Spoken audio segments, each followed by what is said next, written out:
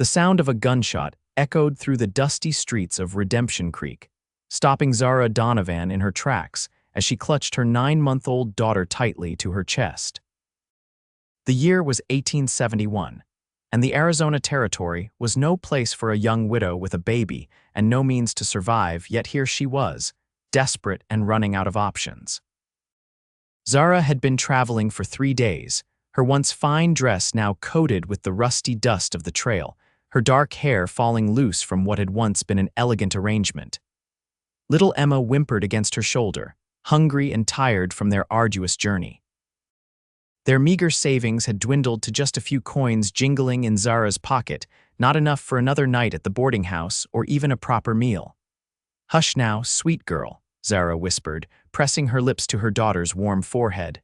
"We'll find a way." Though her voice conveyed confidence, fear tightened her throat. Her husband Thomas had left them with nothing but debts and broken promises when typhoid took him 6 months ago. The bank had seized their small home in Denver, forcing Zara to head south on a stage coach with rumors of work and opportunity. The setting sun cast long shadows across the single dirt road that formed the main street of Redemption Creek. The settlement was smaller than Zara had imagined, just a collection of wooden buildings, a saloon, general store, and what appeared to be a sheriff's office. Men in dusty clothes and worn boots moved along the boardwalks, casting curious glances at the newcomer with a baby. Zara straightened her shoulders and headed toward the general store. Perhaps they would know of work for a woman with skills in sewing and basic arithmetic. The bell above the door jangled as she entered, and the shopkeeper, an older man with kind eyes, looked up from his ledger. "Evening, madam," he said, his gaze taking in her travel-worn appearance and the infant in her arms. "New to Redemption Creek?" "Yes," Zara replied, forcing confidence into her voice. "I'm looking for work. I can sew, keep accounts," or she hesitated, "whatever honest work might be available." The shopkeeper's expression softened with what looked troublingly like pity. "Not much call for seamstresses here, I'm afraid. Most folks make do with what they have." "I see," Zara said, disappointment threatening to overwhelm her. Emma began to fuss, and Zara gently bounced her, aware that she had nothing to feed her daughter come morning. The shopkeeper's wife emerged from the back room, her eyes immediately drawn to the baby. "Poor little mite," she said. "When's the last time you two had a proper meal?" Zara's pride warred with her empty stomach. "We're managing," she said, though the growl from her midsection betrayed her. The woman tutted and disappeared into the back, returning moments later with a mug of milk and a plate with bread and cheese. "Sit yourself down," she insisted, pulling out a chair from behind the counter. "I'm Martha Wilson, and this is my husband, George." Gratitude overwhelmed Zara as she accepted the chair and the food. "Zara Donovan," she said, "and this is Emma."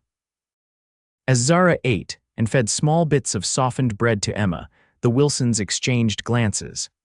"There's talk that Dawson Forrester's looking for a housekeeper out at the Double F," Martha said finally. "It's a fair piece from town, big cattle ranch about 5 miles west. He's been alone out there since his brother died last winter. Keeps to himself mostly, but he's an honest man." George nodded. "Pays his debts, doesn't cause trouble, not like some of the other ranchers round these parts." Zara considered this information. A position as a housekeeper would mean shelter and food, at least. "Do you think he would hire a woman with a baby?" Martha hesitated. "Can't say for certain. Dawson's particular. Never married, no children of his own, but he's fair-minded." The bell jangled again as the door opened, and both Wilsons straightened, their expressions shifting to something like wary respect. Zara turned to see a tall man filling the doorway, his broad shoulders blocking the fading light outside. "Speak of the devil," George murmured. The man who entered moved with the easy confidence of someone accustomed to hard work and open spaces. He removed his hat, revealing sun-streaked brown hair and a face weathered by years under the harsh southwestern sun. His eyes, a striking blue that reminded Zara of the Colorado sky, swept the store before landing on her and Emma. "Evening, Forrester," George said. "What brings you to town?" Dawson Forrester nodded at the shopkeeper. "Need supplies, flour, coffee, ammunition." His voice was deep and measured, with a slight rasp that suggested he didn't use it often. Right away, George said, moving to gather the requested items. Zara felt the newcomer's gaze on her and Emma, assessing but not unkind. She straightened in her chair, aware of how disheveled she must look. Mrs. Donovan just arrived in town, Martha explained to Dawson, her tone suggesting more than her words. She's looking for employment. Dawson's expression remained impassive as he turned his attention back to George, who was wrapping packages in brown paper. Add some sugar to that, he said. Then, almost as an afterthought, and whatever the lady and her child need. Zara flushed, caught between gratitude and embarrassment. That's very kind, Mr. Forrester, but not charity, he interrupted, his eyes meeting hers directly. Martha mentioned employment. My ranch needs a housekeeper. Job comes with room and board. The directness of his offer took Zara aback. I have my daughter, she said, feeling the need to make this clear. Dawson shrugged one shoulder. Ranch house has 4 bedrooms, only using one. Martha beamed. Didn't I tell you, Zara? Providence? Zara hesitated. She knew nothing about this man beyond what the Wilsons had told her, and she had learned from bitter experience that men's intentions weren't always honorable. Yet what choice did she have? Her money would run out by morning, and Emma needed food and shelter. When would you want me to start? Zara asked carefully. Tomorrow, Dawson replied. Got business in town tonight, can pick you up at sunrise. He turned to Martha. She can stay at the boarding house, put it on my account. Before Zara could protest this additional generosity, Martha was nodding enthusiastically. Of course, I'll take her over myself after you're gone.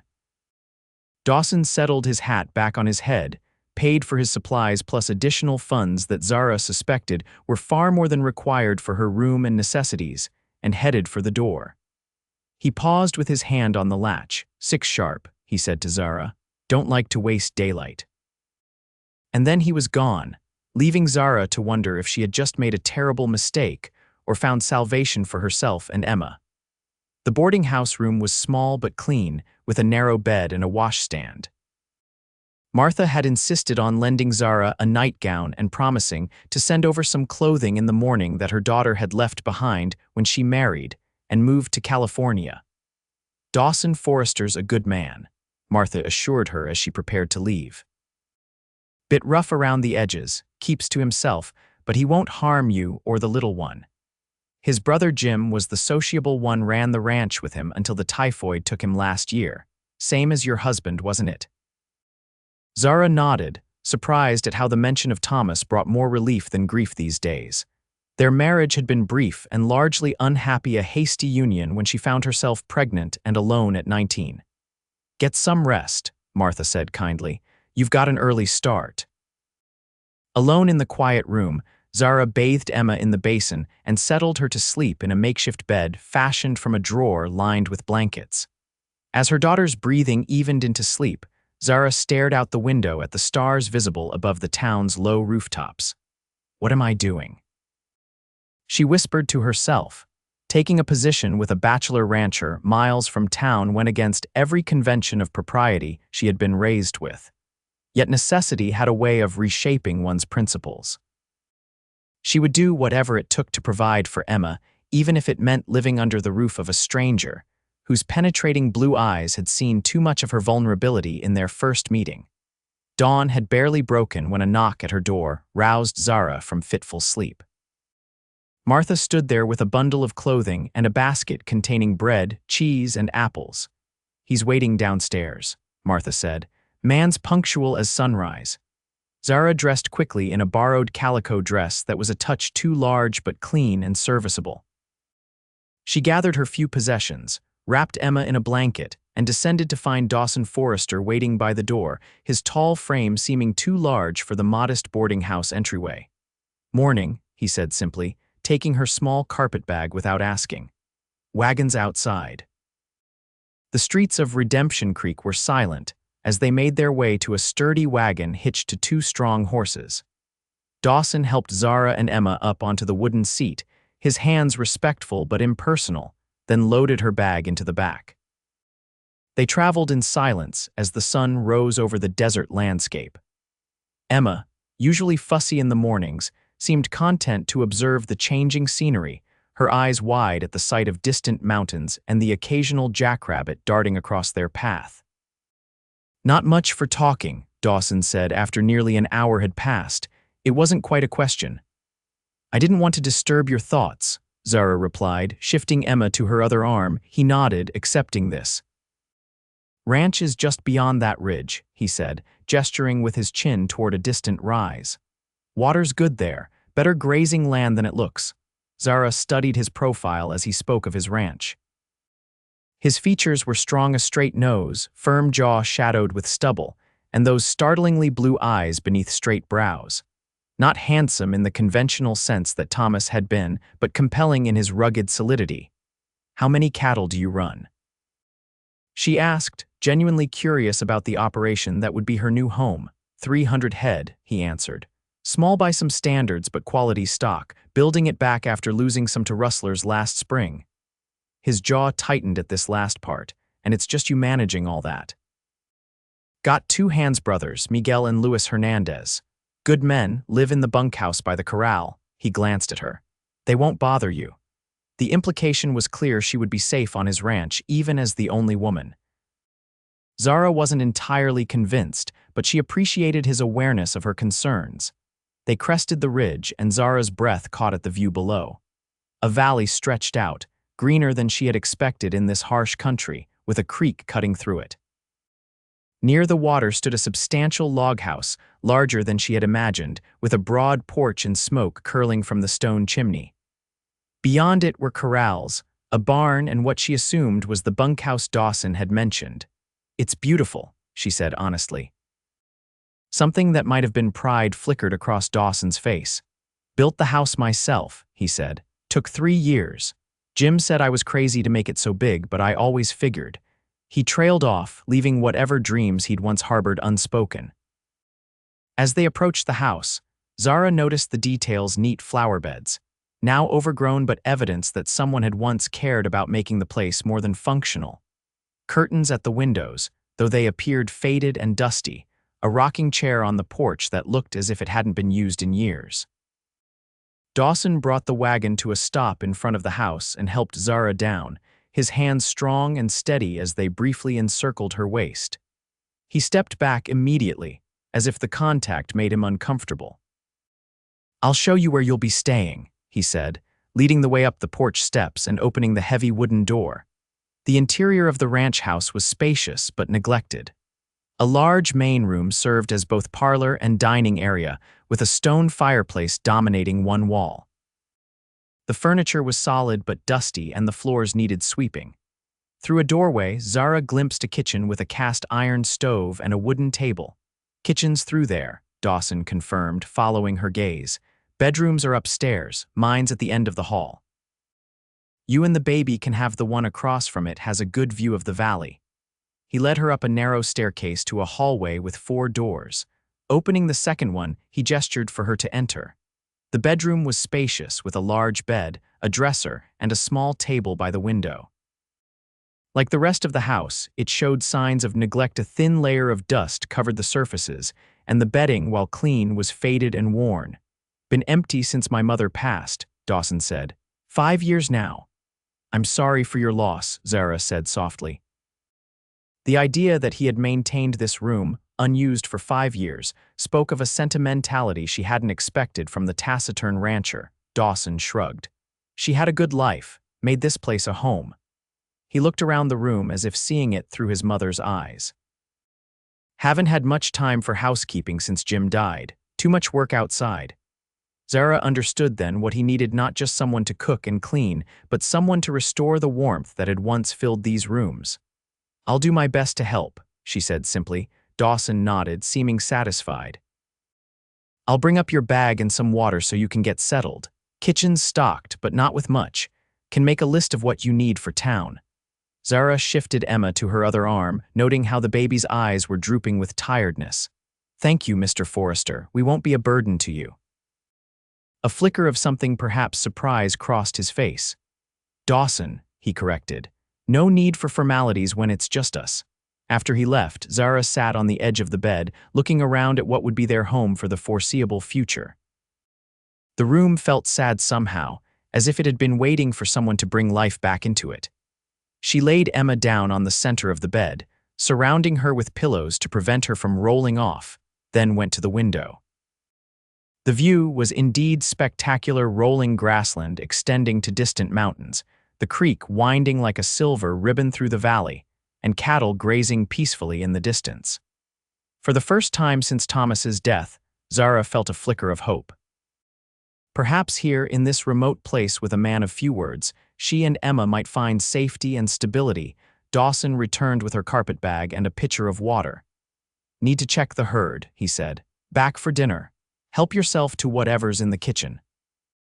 And then he was gone, leaving Zara alone with her sleeping daughter in a house that felt too big and too empty, yet somehow promising. The first week at the Double F Ranch established a routine. Dawson rose before dawn and was often gone before Zara came downstairs with Emma. He would return mid-morning for a quick meal, then disappear again until dinner. Their interactions were minimal but cordial, with Dawson answering her practical questions about the house and ranch, but offering little personal information. Zara threw herself into the work of making the ranch house livable again. She swept and scrubbed, washed windows and beat rugs, all while keeping Emma entertained in a corner of whatever room she was working in. The physical labor was exhausting but satisfying, especially as she saw the house begin to regain its former warmth. The kitchen became her domain. She inventoried the meager supplies and presented Dawson with a list of necessities, which he supplied without question on his next trip to town. With proper ingredients, she began preparing hearty meals that brought a look of surprised appreciation to Dawson's face. "Haven't eaten this well since my mother was alive," he said on the fourth evening as he finished a second helping of chicken and dumplings. Zara smiled, pleased by the compliment. "I'm glad you enjoyed it. It's nice to have someone appreciate my cooking." Emma, sitting on Zara's lap, reached toward Dawson with a chubby hand. Though the baby had been in his house for days now, Dawson had maintained a careful distance from her, as if uncertain how to interact with such a small person. "She's friendly," Zara said, noting his wary expression. "Would you like to hold her while I clear the dishes?" Dawson looked genuinely alarmed at the suggestion. "Don't know anything about babies." "There's not much to know at this moment," Zara said, rising and gently placing Emma in his arms before he could protest further. "Just support her head and back." Dawson held the baby as if she might shatter at any moment, his large hands awkward but careful. Emma stared up at him with curious eyes, then reached up to grab at his beard. Instead of pulling away, Dawson remained still, allowing the exploration. Something in his expression softened as Emma gurgled happily. Zara busied herself with clearing the table, glancing occasionally at the pair. Dawson's discomfort gradually eased, and by the time she returned from the kitchen, he was bouncing Emma gently on his knee, a slight smile playing at the corners of his mouth. "She seems to like you," Zara observed. "Smart kid," Dawson replied, then looked almost embarrassed by his own joke. That evening marked a subtle shift in their household dynamic. Dawson began to linger after dinner, sometimes reading by the fire while Zara sewed or mended. He still said little, but his presence felt less distant, more engaged with the small domestic world they were creating.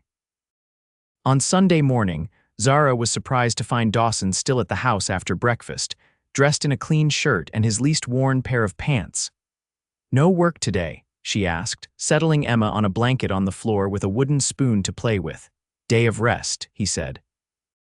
"Thought I'd show you and Emma the rest of the ranch if you'd like." The invitation was unexpected but welcome. After a week confined to the house and immediate yard, Zara was eager to see more of her new home.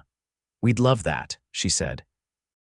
Dawson hitched up the wagon, and they set off on a tour of the Double F. He showed her the creek where water ran clear and cold even in summer, the best grazing lands where his prized cattle fed, and the small orchard his mother had planted years ago that still produced apples and peaches in season. "It's larger than I realized," Zara commented as they stopped on a ridge overlooking the valley. "And more beautiful. Goes all the way to those hills," Dawson said, pointing to a distant rise. "Not the biggest spread in the territory, but it's good land." "You must be proud of what you've built here," Zara said, noting the way his eyes scanned the property with obvious attachment. Dawson nodded. Started with nothing but a claim and 20 head of cattle. Jim and I worked every day from sunrise to sunset for years. A shadow crossed his face at the mention of his brother. He should be here to see it now. It was the most personal statement he'd made since her arrival, and Zara sensed the depth of grief behind his words. What was he like, your brother?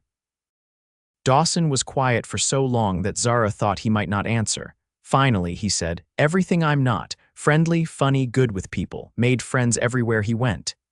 He looked down at his calloused hands gripping the reins. Ladies loved him.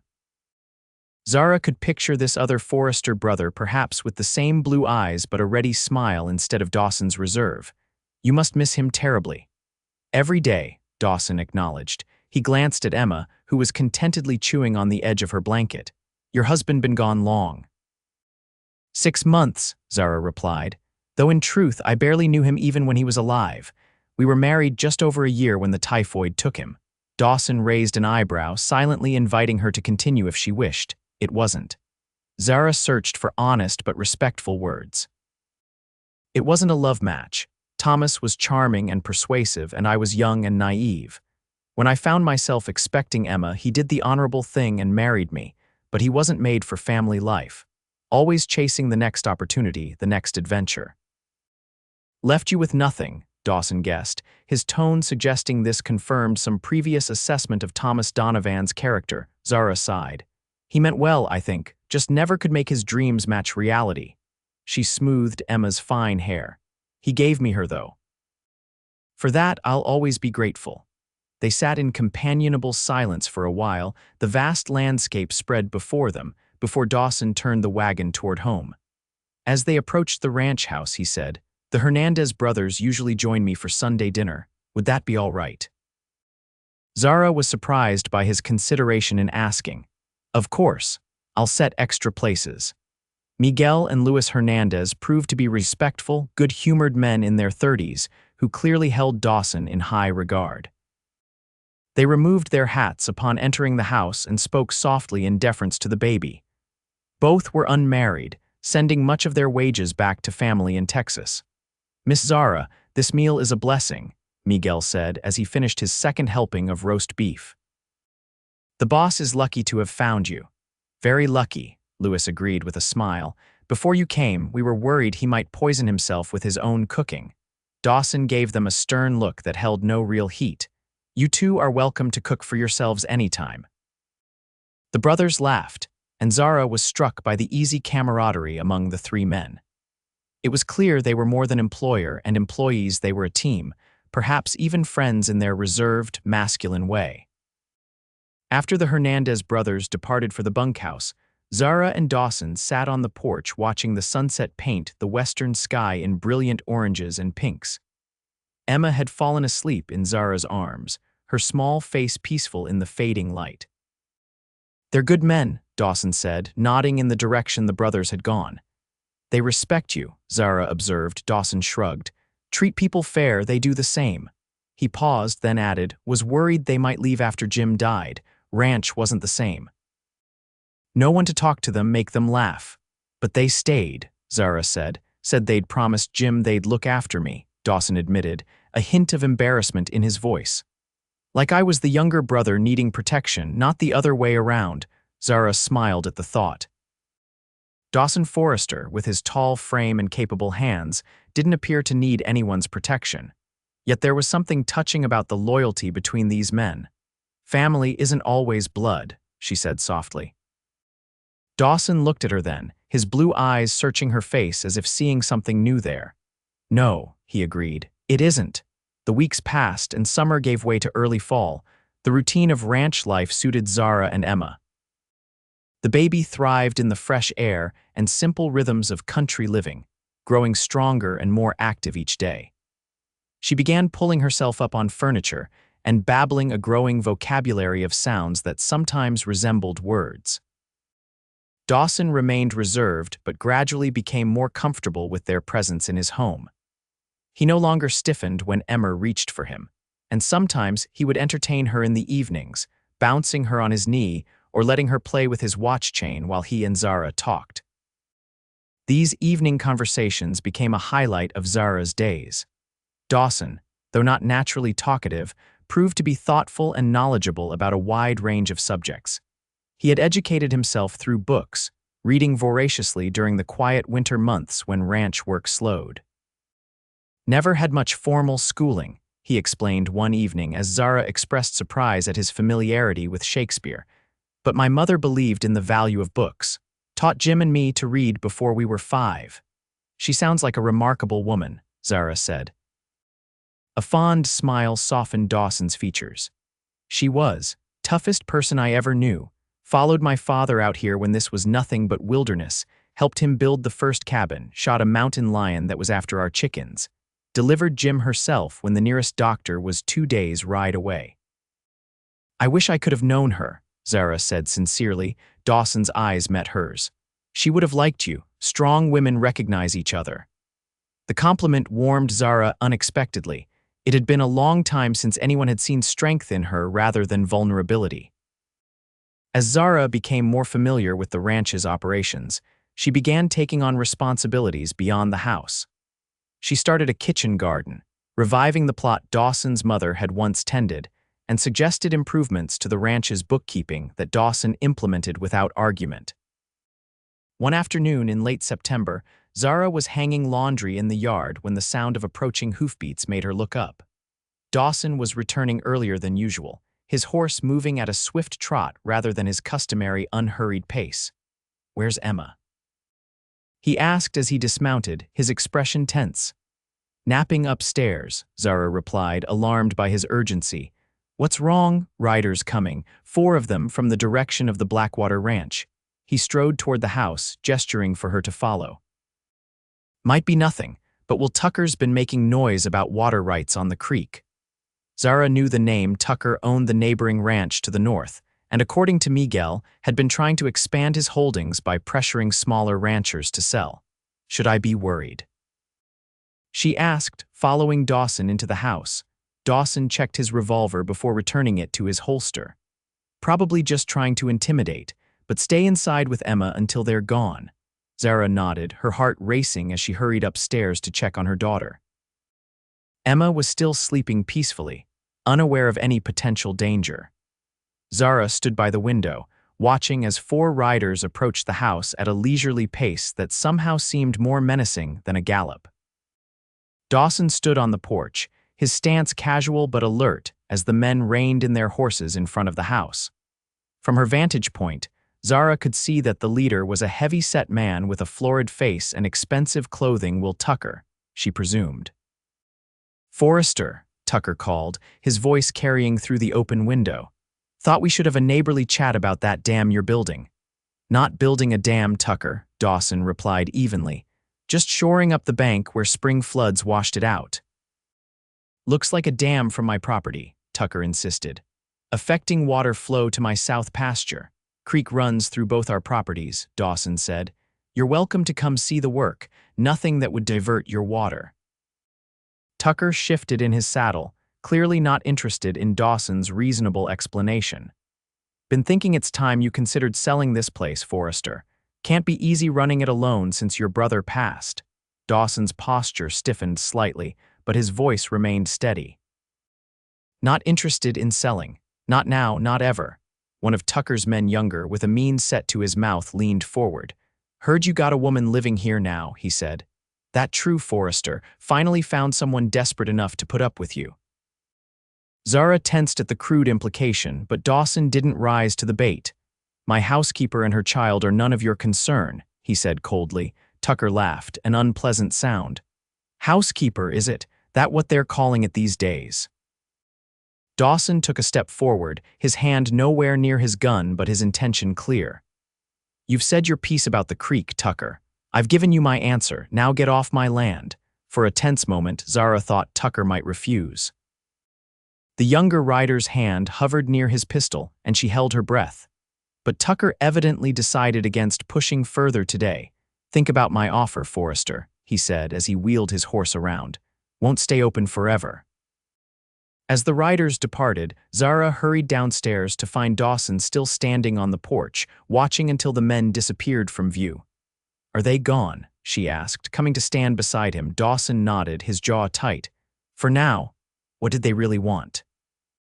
"Tucker's been trying to buy up all the land that borders the creek," Dawson explained. "Controls enough water, he controls the whole valley." He turned to look at her, concern evident in his eyes. "I didn't mean for you to get caught up in this." Zara shook her head. "You offered me and Emma safety when we had nowhere else to go. Whatever problems come with that, we'll face them together." Something flickered in Dawson's eyes, surprise, perhaps, or an emotion Zara couldn't quite name. Before he could respond, Emma's cries drifted down from upstairs, signaling the end of her nap. "I should go to her," Zara said. Dawson nodded, but as she turned to go, he said, "Zara." She paused, looking back at him. "Thank you," he said simply. It was the first time he had used her given name, and something about the way he said it made her heart beat a little faster as she went to tend to her daughter. That evening after dinner, Dawson seemed restless, pacing the main room while Zara mended a tear in one of his shirts. Finally, he stopped by the fireplace, staring into the flames. "Tucker won't give up easily," he said. "Man's used to getting what he wants." Zara set her sewing aside. "What will you do?" Dawson ran a hand through his hair, a gesture she had come to recognize as a sign of his frustration. "Keep doing what I'm doing. Can't afford to hire more men, but Miguel and Lewis are worth any three of Tucker's hands." "Is there legal recourse? Could you speak to the sheriff?" "Sheriff Haynes is afraid of Tucker," Dawson replied. "Won't move against him without clear evidence of wrongdoing." He turned to face her. "It's not just the ranch I'm worried about." Zara understood his unspoken concern. "You're worried about Emma and me," Dawson nodded. "Tucker's the type to use any leverage he can find, the way his men talked about you today." His hands clenched into fists at his sides. Zara stood and moved to stand before him, closer than she normally would. "Dawson, Emma and I aren't going anywhere. This is our home now, too." The words slipped out naturally, but as soon as she said them, Zara realized they were true. In the weeks they had been at the Double F, the ranch had become more than just a place of employment. It had become the home she had longed for. Dawson's expression softened as he looked down at her. "Glad to hear it," he said quietly. Then, with evident difficulty, he added, "Been thinking about something that might help, but it's asking a lot." "What is it?" Zara prompted. When he didn't continue, Dawson took a deep breath. "If Tucker thinks you're just my housekeeper, he might see you as a way to get at me. But if you were my wife legally, I mean you'd have protection under the law that a housekeeper doesn't." Zara stared at him, trying to process what he was suggesting. "Are you proposing marriage as a legal protection?" Dawson shifted uncomfortably but held her gaze. "Would be in name only, of course. You'd keep your own room. Nothing would change in how we live except on paper." He hesitated, then added, "Emma would be my legal responsibility too. No one could question her place here." Zara's mind raced. A marriage of convenience was not what she had envisioned for herself after the failure of her union with Thomas. Yet the practical benefits were undeniable. As Dawson's wife, she would have security for herself and Emma that went beyond employment. If anything happened to him, the ranch would pass to her rather than being vulnerable to men like Tucker. "I need time to think," she said finally. Dawson nodded immediately. "Of course, no rush." But the tension in his shoulders suggested otherwise. Zara slept little that night, weighing the proposal from every angle. By dawn, she had made her decision. She found Dawson in the kitchen, brewing coffee before heading out to work. "Yes," she said simply. Dawson turned, coffee pot in hand, his expression questioning. "Yes, I'll marry you," Zara clarified, "for Emma's protection and the ranch's." Relief and something else, something warmer, flickered across Dawson's face. "You're sure?" Zara nodded. "I'm sure, but I have conditions." "Name them," Dawson said, setting the coffee pot down and giving her his full attention. "First, I want to be a true partner in the ranch, not just keeping house but having a say in decisions that affect our future." Dawson considered this, then nodded. "Fair enough. You've already proved you have good judgment." "Second," Zara continued, "I want Emma to have your name legally. If we're doing this for her protection, it should be complete." "Agreed," Dawson said without hesitation. "Emma Forrester has a good sound to it." "And third," Zara said, her voice softening slightly. I want us to be honest with each other always. This arrangement may not be based on love, but it should be based on respect and truth. Dawson's blue eyes held her steadily. I can promise that, he said. Never been much for lying anyway, too complicated keeping track of what's true and what isn't. The simple statement, so characteristic of his straightforward nature, made Zara smile despite the gravity of their discussion. Then we have an agreement, she said, extending her hand as if to seal a business arrangement. Dawson took her hand, but instead of shaking it, he held it gently in his larger one. We can ride into town tomorrow, he said. Judge Wilson comes through once a month, should be there this week. The reality of what they were planning suddenly struck Zara. Tomorrow, she would become Mrs. Forrester, a name and identity she had never expected to claim. Yet as she looked at the man before her, with his honest eyes and quiet strength, she found she had no regrets about her decision. The next morning dawned clear and cool, a perfect early October day. Zara dressed carefully in her best dress, the blue calico that Martha Wilson had given her, now altered to fit her slender frame properly. She arranged her dark hair in a neat knot at the nape of her neck, and pinned a small brooch, one of the few pieces of jewelry she had kept after selling most of her possessions, to her collar. Emma, sensing the significance of the day even if she couldn't understand it, was unusually cooperative as Zara dressed her in a clean white dress. The baby babbled happily as Zara carried her downstairs to find Dawson waiting in the main room. He had made an effort with his appearance as well. His usual work clothes had been replaced by clean black pants, a white shirt, and a dark vest. His hair was neatly combed and he had trimmed his beard. He looked, Zara realized with a small shock, quite handsome. Ready? He asked, his eyes taking in her appearance with evident appreciation. Zara nodded, suddenly too nervous to speak. This might be a marriage of convenience, but it was still a binding commitment, one she intended to honor. The ride to town was quiet, each lost in their own thoughts. Redemption Creek appeared much as it had the day Zara arrived, though now the once strange buildings felt familiar. Martha Wilson spotted them from the general store doorway as they pulled up and hurried over. Zara. What a lovely surprise, she exclaimed, then noticed their attire and Dawson's freshly groomed appearance. Her eyes widened in understanding. Are you? We're here to see the judge, Dawson confirmed. Is he at the courthouse today? Martha beamed. He certainly is. Oh, this is wonderful news. She reached for Emma, who went to her willingly. Let me hold this little angel while you two take care of business. George, she called to her husband inside the store. Come see who's getting married today. Word spread quickly in the small town. By the time Zara and Dawson emerged from the courthouse an hour later, a small crowd had gathered to wish them well.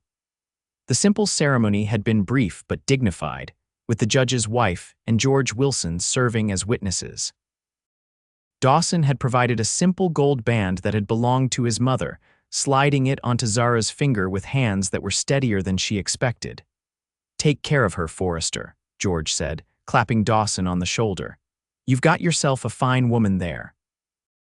I know, Dawson replied, his eyes meeting Zara's over the well-wishers' heads. They declined Martha's insistent invitation to celebrate at the general store, Dawson explaining that they needed to return to the ranch before dark. But they did accept the small cake she pressed upon them, and the bottle of whiskey George contributed for a private toast. The ride home felt different somehow. Though nothing had really changed between them, the gold band on Zara's finger and the signed certificate in Dawson's pocket had created a new bond, one that both comforted and unsettled her.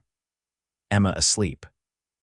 Dawson asked as they approached the ranch, noting the baby's head resting against Zara's shoulder. Out like a light, Zara confirmed with a smile. All the excitement wore her out. As they neared the house, Dawson suddenly pulled the wagon to a stop. There's something I should do properly, he said, setting the brake and coming around to her side of the wagon. Before Zara could ask what he meant, Dawson had lifted her and Emma into his arms in one smooth motion. She gasped in surprise, instinctively tightening her hold on her daughter. What are you doing? She asked as he carried them toward the house. Carrying my wife and daughter across the threshold, Dawson replied, as if it were the most natural thing in the world. My mother would haunt me if I didn't observe the tradition. Zara laughed despite herself as Dawson managed to open the door without setting them down, then carefully carried them into the house. He set her gently on her feet in the main room, his hands lingering at her waist for just a moment before he stepped back. Welcome home, Mrs. Forrester, he said, and something in his tone made Zara's heart beat faster. Thank you, Mr. Forrester, she replied, suddenly shy under his gaze. That evening, after Emma was asleep in what was now officially her room rather than just her temporary accommodation, Zara and Dawson shared the cake Martha had given them along with small glasses of whiskey. To new beginnings, Dawson said, raising his glass. Zara touched her glass to his. To family, she countered, and was rewarded with one of Dawson's rare, full smiles. The whiskey burned pleasantly as it went down, warming her from the inside. Sitting across from Dawson in the firelit room, Zara was struck by how comfortable she felt in his presence, a far cry from the wary uncertainty of their first meeting. I should turn in, she said eventually, aware that though their status had changed, their sleeping arrangements had not. It's been a long day, Dawson nodded, standing when she did. Zara, he said as she reached the stairs. She turned back to look at him. I meant what I said to the judge today. I'll do my best to be a good husband to you and a father to Emma. The simple sincerity of his words touched her deeply. I know you will, she said softly. Good night, Dawson. Good night, Mrs. Forrester, he replied, the new name sounding right somehow when he said it. Upstairs in her room, still her room, not theirs, Zara changed into her nightgown and sat at the small dressing table, looking at herself in the mirror. Mrs. Dawson Forrester. The name and identity felt strange yet increasingly correct. She twisted the gold band on her finger, thinking of the woman who had worn it before her. Had Mrs. Forrester Sr. imagined it would one day grace the hand of a young widow who married her son for protection rather than love? Yet as Zara settled into bed, listening to the familiar sounds of Dawson moving about in his room across the hall, she acknowledged that protection wasn't the only reason she had accepted his proposal. There was something about Dawson Forrester, his quiet strength, his unwavering responsibility, his gentle way with Emma despite his initial awkwardness that had begun to claim a place in her heart. It wasn't love, not yet. But it was something that might grow into love, given time and care. And for now, that was enough. The weeks following their marriage brought subtle but significant changes to life at the Double F. Dawson began including Zara in discussions about ranch operations, explaining his plans for expanding the herd and improving the water management system that had concerned Tucker. He listened to her suggestions with genuine interest and implemented several of her ideas for making the ranch more efficient. Emma, now 10 months old, was taking her first tentative steps, cruising along furniture and occasionally letting go to stand wobbling on her own for a few precious seconds, before plopping down on her well-padded bottom.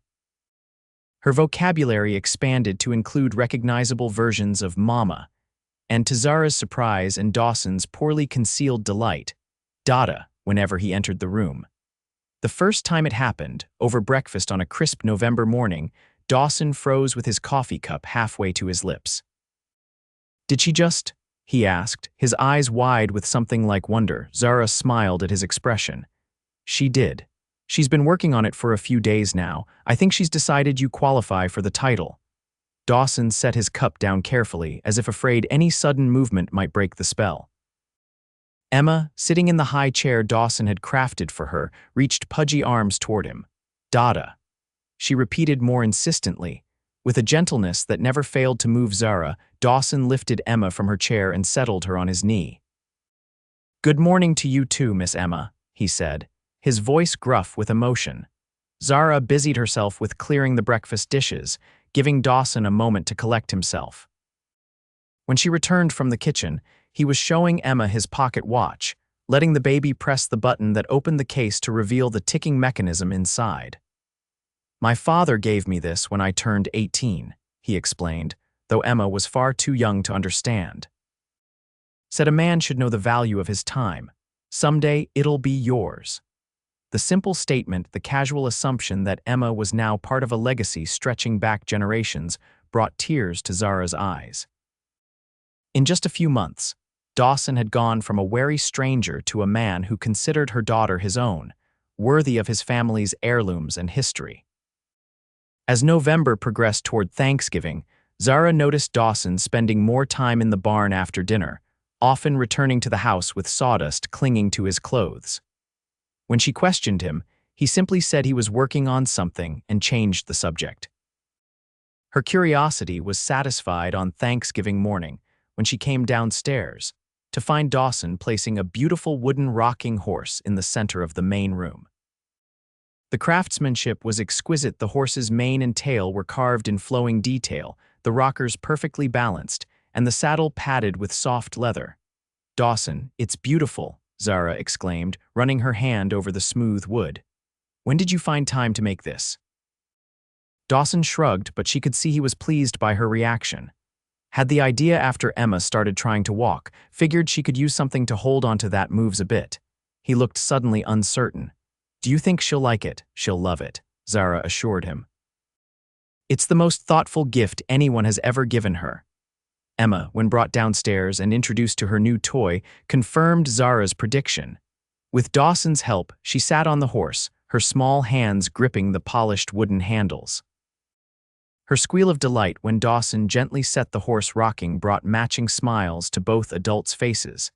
Thanksgiving dinner that year was a festive affair, with Miguel and Louis joining them at the big table in the dining room that Zara had polished to a high shine for the occasion. The Hernandez brothers brought a dish. Their mother used to make spicy peppers stuffed with cheese and wrapped in corn husks to complement the traditional turkey, potatoes, and pumpkin pie Zara had prepared.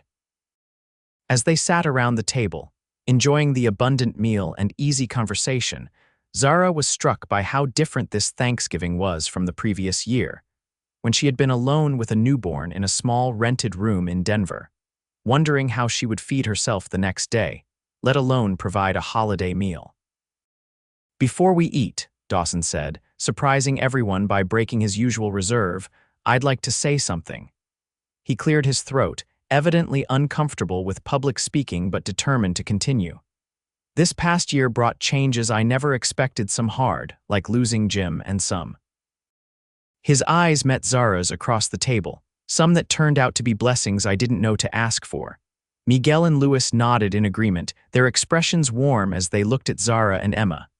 "So I'm thankful," Dawson concluded simply, "for family, old and new.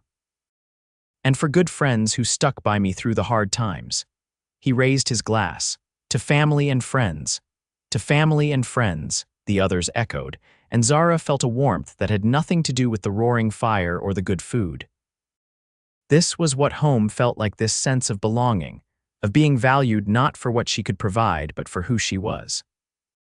After dinner, while the men sat by the fire drinking coffee and talking about ranch business, Zara put Emma to bed and then returned to the kitchen to begin washing the mountain of dishes. She was elbow-deep in soapy water when Dawson appeared in the doorway. "Leave those," he said. "I'll help you with them later." Zara looked up in surprise. "I don't mind, it's relaxing in a way." Dawson shook his head. "Got something to show you first." He held out his hand. "Bundle up, it's cold out." Curious, Zara dried her hands and put on her coat and a warm shawl Dawson had brought her from town the previous week. He led her outside, where the night was clear and cold, the stars brilliant overhead. Rather than heading toward the barn or corrals as she expected, Dawson guided her to a small rise behind the house that offered a view of the entire valley. "Best view on the property," he said as they reached the top. "Especially on nights like this." Zara gasped at the sight. The full moon illuminated the landscape, turning the creek to silver and casting the ranch buildings in sharp relief against the dark ground. In the distance, the mountains rose like sentinels against the star-filled sky. "It's breathtaking," she said, drawing her shawl tighter against the November chill. Dawson moved to stand behind her, hesitating only briefly before placing his hands on her shoulders. The warmth of his touch through her coat was comforting in the cold night air. Used to come up here when I needed to think, he said, his deep voice close to her ear. After Jim died, spent a lot of nights sitting right here trying to figure out how to keep going. Zara turned slightly to look up at him. And did you? Figure it out, I mean. Dawson's gaze was thoughtful in the moonlight. Not until recently, he admitted. Ranch was just work for a while, something to do each day to keep from thinking too much. And now, Zara prompted when he fell silent. Dawson's hands tightened slightly on her shoulders. Now it's a home again, he said simply. Because of you and Emma. The words, spoken with such quiet certainty, made Zara's heart swell. She turned fully to face him, their bodies close in the cold night air. Dawson, she began, not sure what she wanted to say, but feeling the need to express the growing warmth in her heart for this man who had offered them safety and become so much more than just their protector.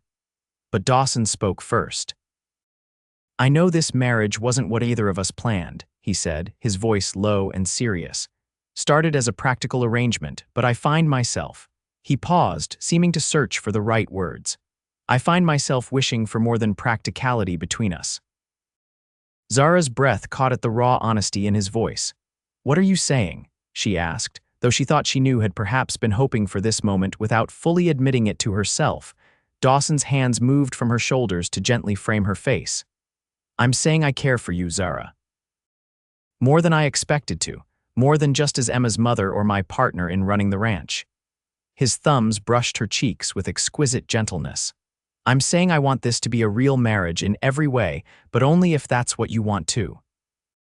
The vulnerability in his eyes, this strong, self-sufficient man laying his heart open to possible rejection, moved Zara deeply. She realized with sudden clarity that her feelings for Dawson had been growing steadily since that first day, from respect to friendship to something much deeper. I want that too, she whispered, lifting her hands to cover his. I've been afraid to hope for it, but yes, Dawson, that's what I want. Relief and joy transformed Dawson's face. He leaned down slowly, giving her time to pull away if she wished, and then his lips met hers in a kiss that was tentative at first, then increasingly confident as she responded. His arms encircled her, drawing her against the solid warmth of his chest, and Zara felt a sense of rightness of coming home that she had never experienced before.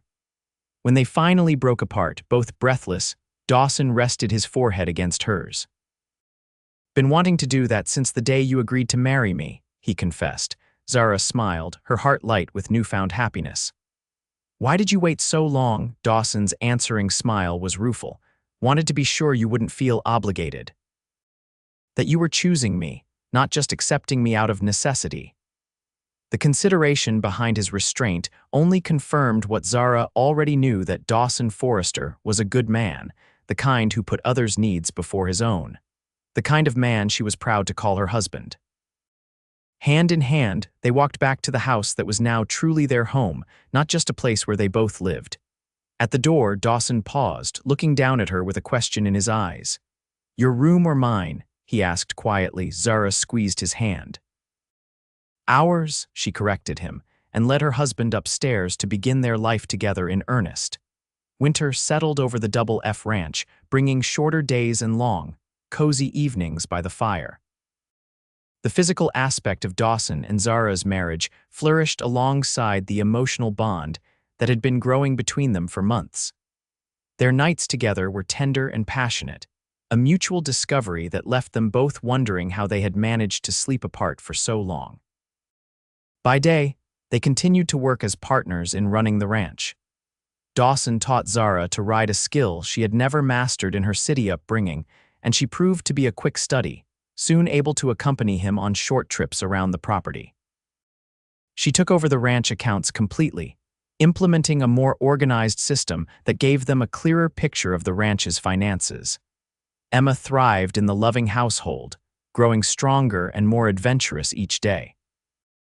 Her first real steps were taken between Zara and Dawson as they sat on the floor encouraging her, their shared joy at this milestone cementing their sense of family. By Christmas, she was toddling confidently around the house, getting into everything and talking more each day. Christmas at the Double F was a simple but joyous affair. Dawson cut a small pine tree from the hillside and set it up in the main room, where Zara decorated it with ornaments she had made from scraps of fabric and ribbon. They exchanged modest gifts: a new shirt Zara had sewn for Dawson, a silver hairbrush he had ordered from a catalog for her, and several handmade toys for Emma.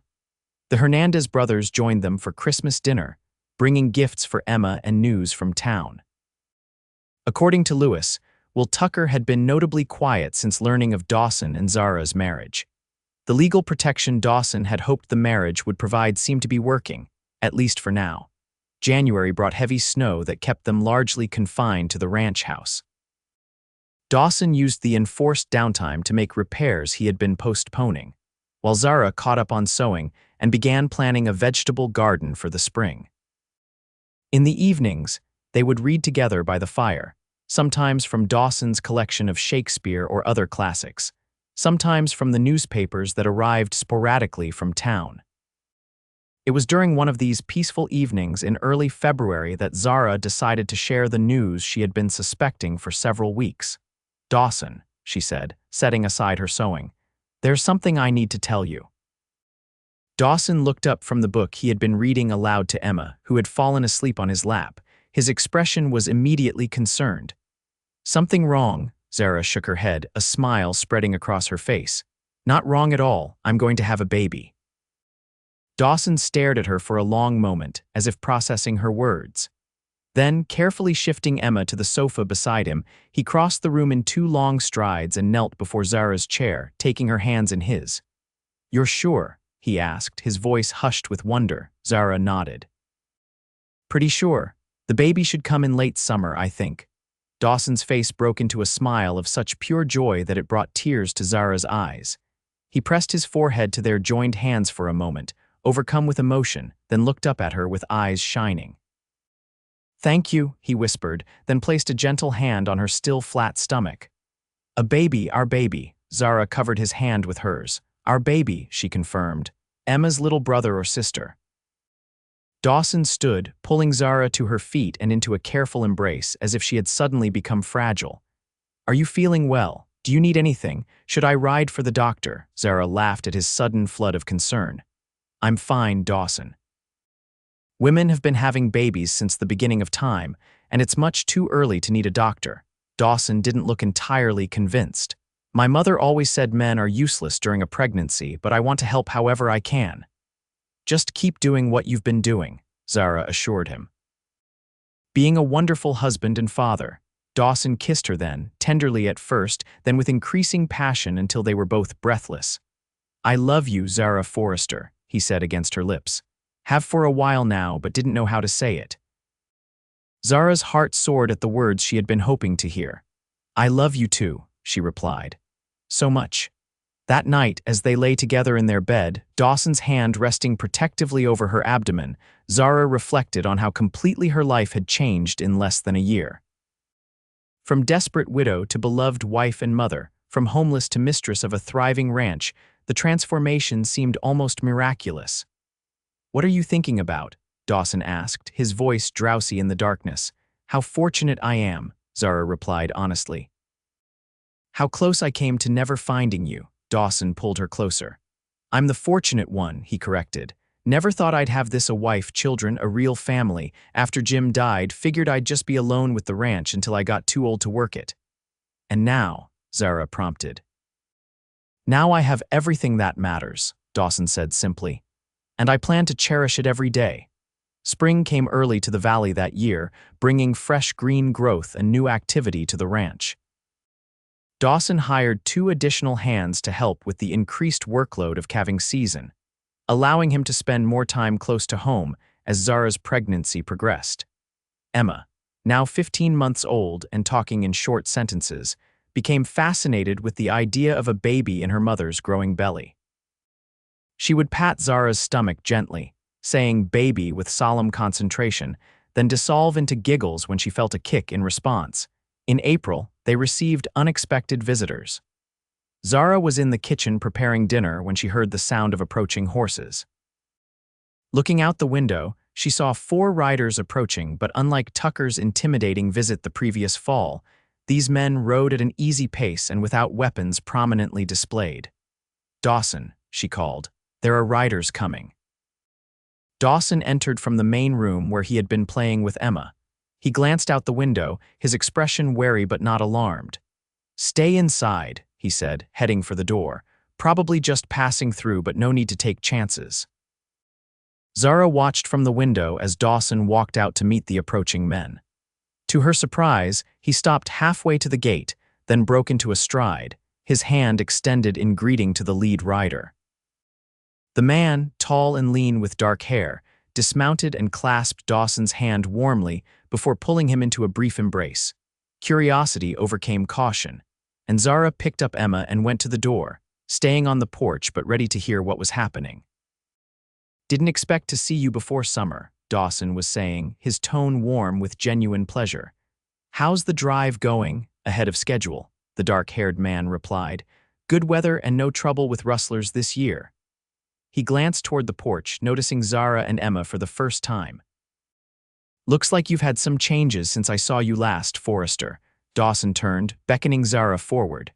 "Come meet Daniel Reed," he called. "Best trail boss in Texas and an old friend." Zara approached with Emma on her hip, aware that her pregnancy was now visible beneath her apron. The man called Daniel tipped his hat respectfully.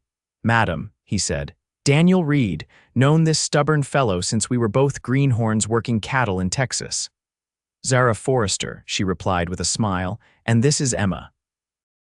Daniel's eyebrows rose at the shared surname, and he looked at Dawson with undisguised surprise. "Forrester, you went and got married, old friend?" Dawson nodded, a hint of pride in his expression as he moved to stand beside Zara. "Last October. Best decision I ever made." Daniel laughed, shaking his head in wonder. "Never thought I'd see the day. You were always too busy with that ranch of yours to look at a lady." He smiled at Zara. "You must be something special, Mrs. Forrester, to have captured this one's attention." "She is," Dawson confirmed, his hand coming to rest at the small of Zara's back in a gesture that was both protective and possessive. Daniel's gaze took in Zara's condition, and his smile widened. "And a baby on the way, too. Congratulations to you both." Zara thanked him, warming to Dawson's friend despite the initial wariness his arrival had triggered. There was something open and honest about Daniel Reed that inspired confidence. "You'll stay for dinner," Dawson said, making it more statement than question. "All of you." "We've plenty of room, and Zara's cooking puts the chuck wagon to shame." Daniel accepted readily, introducing the three men who had ridden with him, all experienced cowhands who had worked with Dawson years before.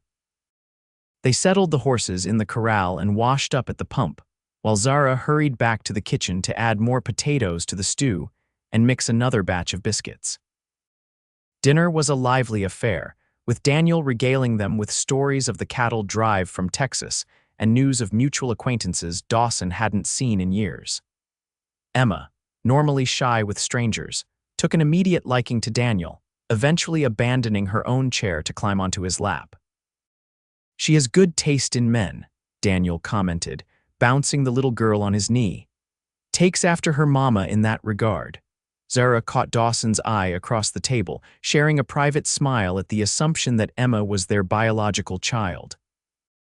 Neither felt the need to correct the misconception Emma was Dawson's daughter in every way that mattered.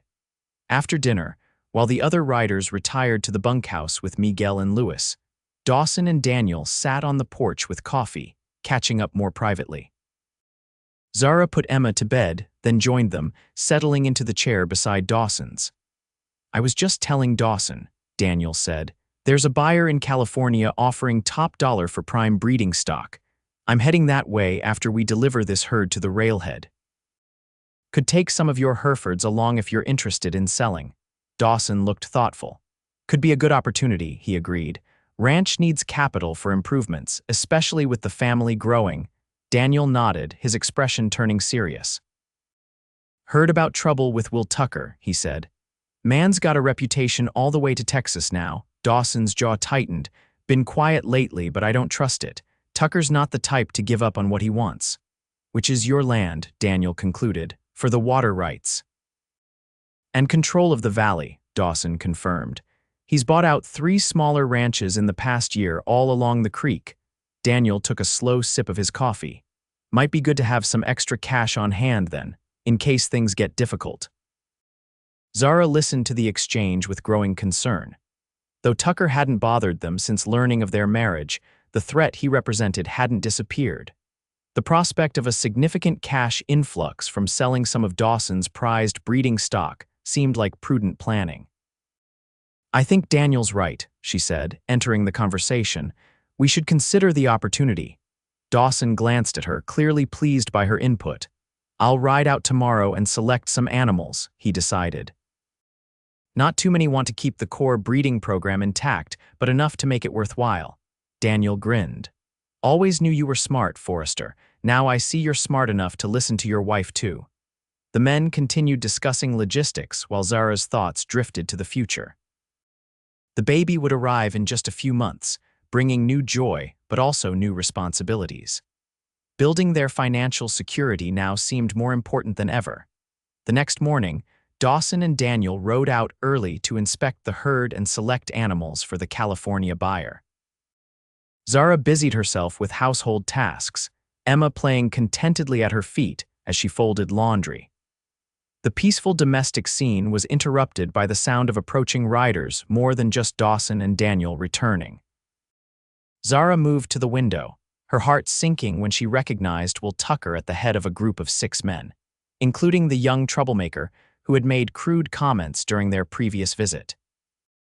She quickly picked up Emma and retreated to the kitchen, where she could still watch the yard but remain out of sight. Tucker and his men reined in their horses in front of the house, looking around expectantly. When no one emerged to greet them, Tucker dismounted and strode to the door, pounding on it with unnecessary force. "Forrester," he called. "Get out here. We need to talk." Zara remained silent, holding Emma close and hoping Tucker would assume no one was home. But the baby, startled by the loud knocking, began to whimper. "I hear you in there," Tucker called. "No use hiding, Mrs. Forrester. Just want a civil conversation with your husband." Zara's mind raced. Dawson and Daniel were checking the far pastures and wouldn't be back for hours. Miguel and Lewis had ridden out in the opposite direction with Daniel's men to repair fencing. She was alone with Emma, facing a man whose intentions toward their family and property were clearly hostile.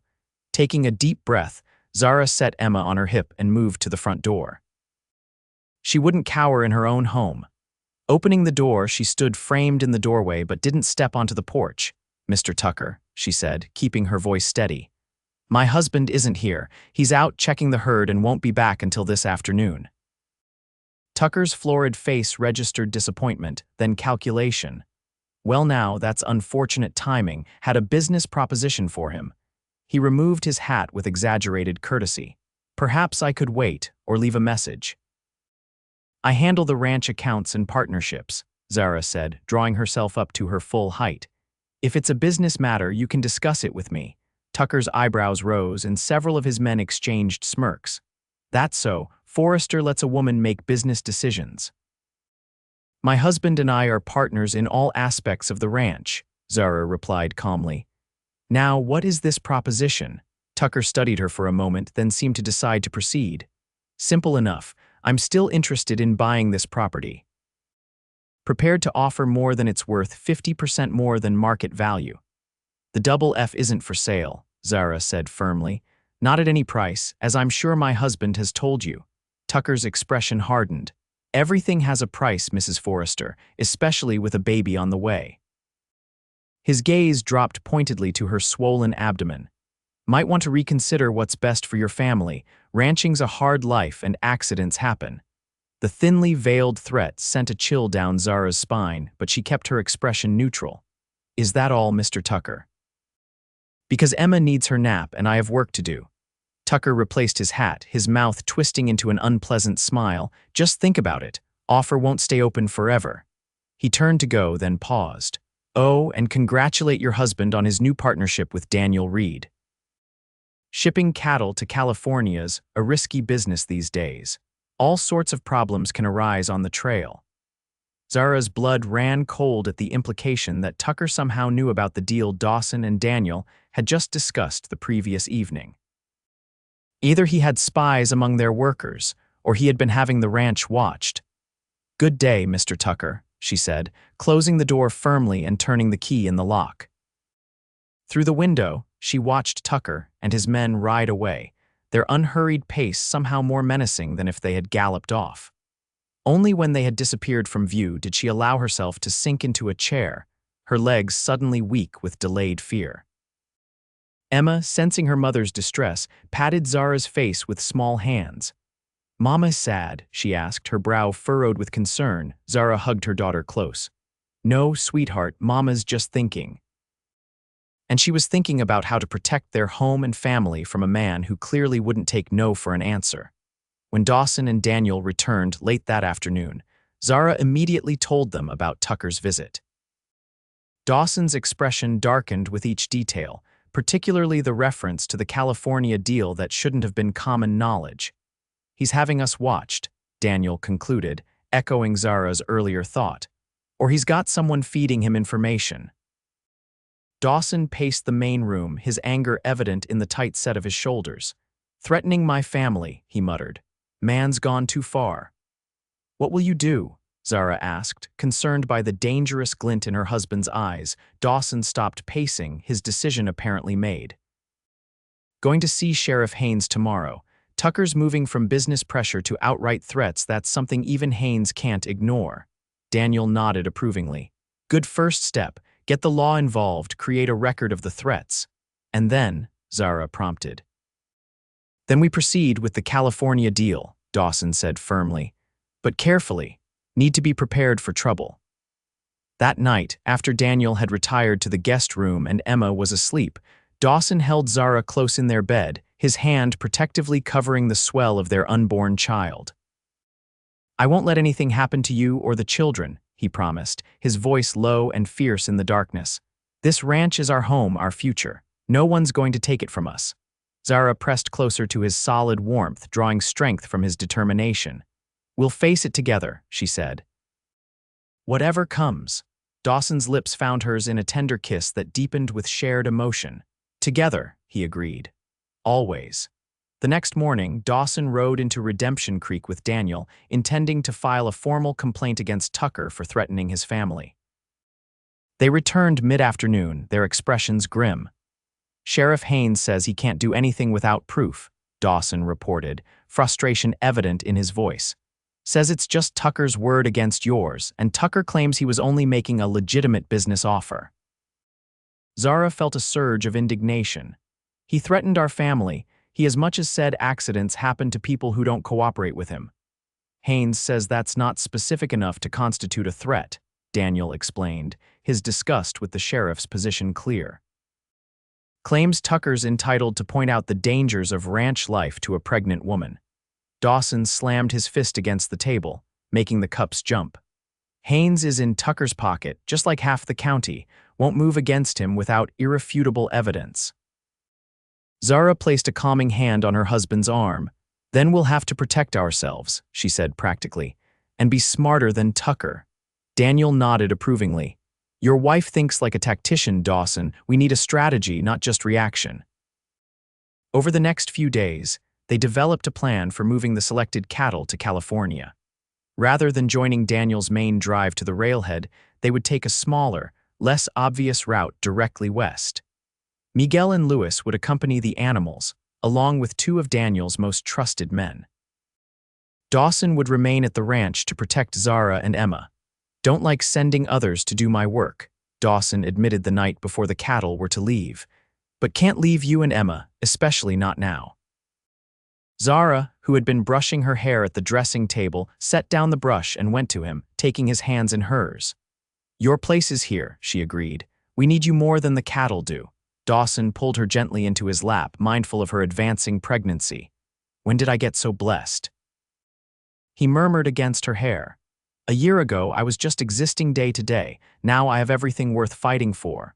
Zara turned her face to his, brushing her lips against his bearded cheek. "We found each other when we both needed someone," she said softly. "I came here looking for safety for Emma, but I found so much more. Found my heart again," Dawson said, his voice rough with emotion. "Thought it died with Jim, but it was just waiting for you."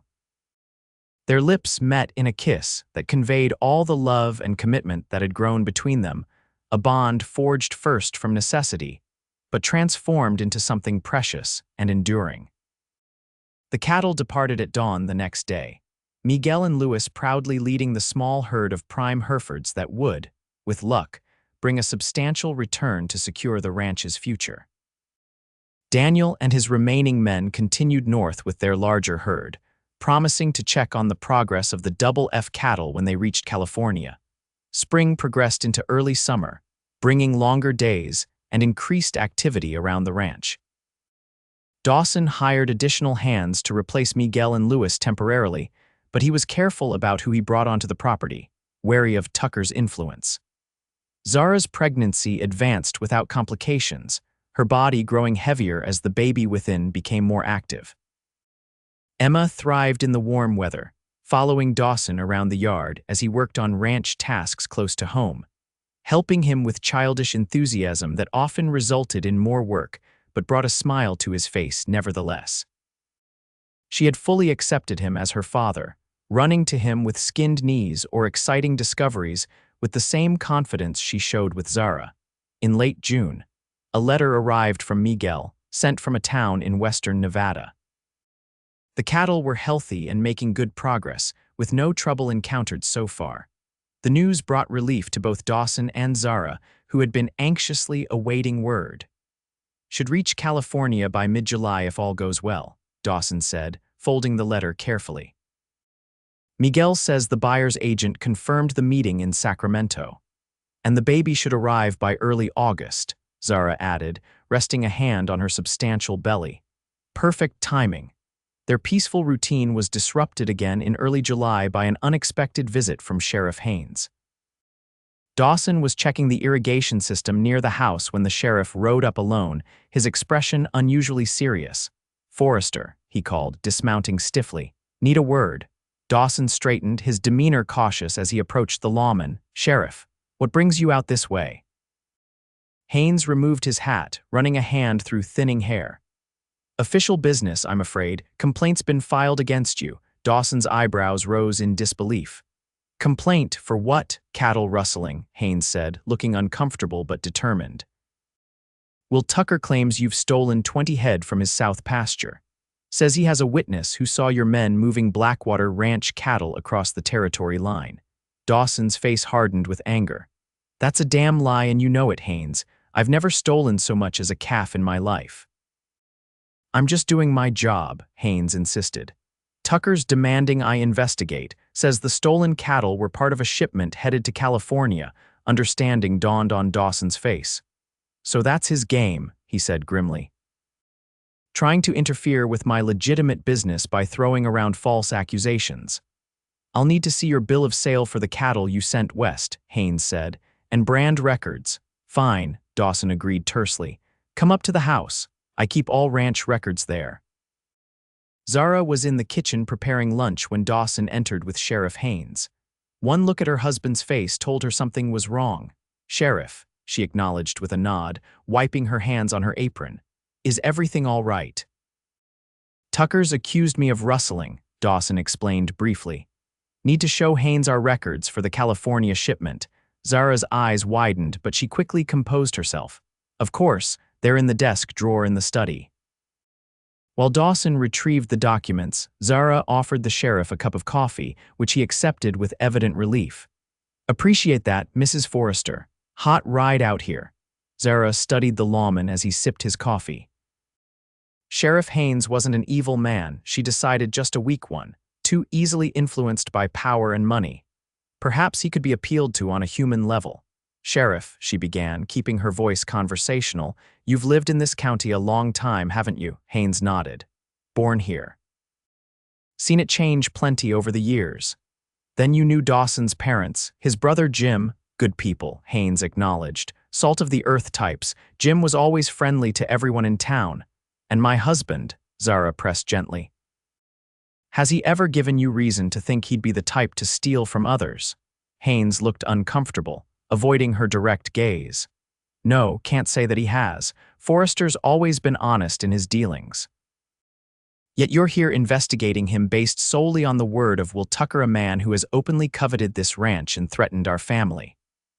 Zara's tone remained mild, but her words were pointed. Before Haynes could respond, Dawson returned with the ranch ledger and bill of sale for the cattle. "Here," he said, placing the documents before the sheriff. "Every animal legally mine with brands registered and documented."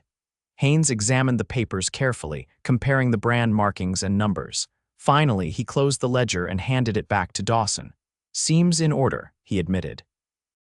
"But Tucker's witness claims—" "Tucker's witness is lying," Dawson interrupted flatly. "Probably paid to say whatever Tucker wants. Or doesn't exist at all," Zara suggested quietly. Haynes flushed slightly, suggesting the latter might be closer to the truth. He stood, settling his hat back on his head. "I'll tell Tucker I found no evidence of rustling," he said. "But be careful, Forrester. Man's got influence beyond this county." After the sheriff departed, Dawson paced the kitchen, his anger and frustration evident in every movement. "Won't stop with this," he predicted. "Tucker's determined to either buy us out or force us out. Rustling accusation was just his opening move." Zara sank into a chair, suddenly tired. The baby had been active all morning, and the stress of the sheriff's visit had drained her remaining energy. "What can we do?" she asked, rubbing a hand over her belly to soothe the kicking child within. Dawson stopped pacing, his expression softening as he noticed her fatigue. He knelt beside her chair, placing his large hand over hers on her stomach. "We stay alert," he said. "And we wait for Miguel and Lewis to return with the money from the cattle sale. Once we have that capital, we'll be in a stronger position." "And if Tucker makes another move before then?" Zara asked, voicing the fear that had been growing in her mind. Dawson's jaw set with determination. "Then I'll deal with it," he said simply. "No one threatens my family and gets away with it." The week following Sheriff Haynes's visit passed without incident, lulling them into a cautious hope that Tucker might have temporarily backed off after his rustling accusation failed. Zara continued preparing for the baby's arrival, sewing tiny garments and rearranging the nursery that adjoined their bedroom. Emma, now nearly 18 months old, seemed to sense the impending arrival of her sibling. She would pat Zara's stomach gently, saying, "Baby come soon," with solemn certainty. Dawson had crafted a smaller version of Emma's rocking horse for the new baby, painting it white instead of the chestnut brown of Emma's toy. "Might be too young for it at first," he acknowledged as he set the finished piece in the nursery. "But we'll grow into it." Zara smiled at his planning for the future. "Boy or girl?" she asked, curious about his hopes for their child. Dawson considered the question seriously. "Healthy is all that matters," he said finally. "But another little girl with your smile wouldn't be unwelcome." He paused, then added with a hint of vulnerability, "or a son to teach ranching to. Either way, just want them to have what I did in a secure home, two parents who love them." Zara went to him, wrapping her arms around his waist as best she could with her rounded belly between them. "They will," she promised. "Emma already does." Dawson's arms encircled her, his chin resting on the top of her head. "Never imagined being a father," he admitted. "Figured that chance had passed me by, now can't imagine not being one." The tender moment was interrupted by Emma calling from downstairs, her voice excited. "Dada, horses coming." Dawson and Zara exchanged alarmed glances. They weren't expecting visitors, and unexpected arrivals had brought nothing but trouble lately.